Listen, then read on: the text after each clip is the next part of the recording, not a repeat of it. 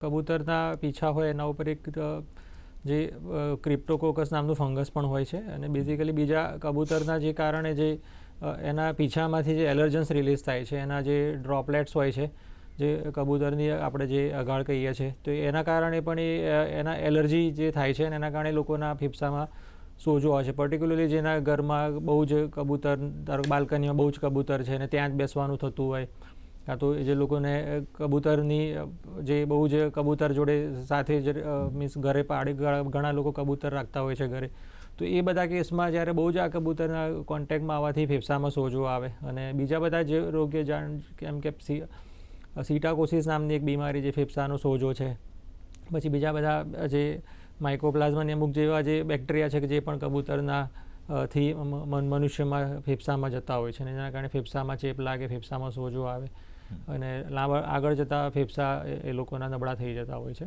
જી. તો એ કબૂતર પણ એક અત્યારે એવું છે કે જેના કારણે વધારે ને વધારે બધા ફેફસાના રોગો, લોકોને એલર્જી, એક ટાઈપનું જે હાઇપર સેન્સિટિવિટી ન્યુમોનિયા કહેવાય છે, એ થઈ રહ્યું છે. બિલકુલ.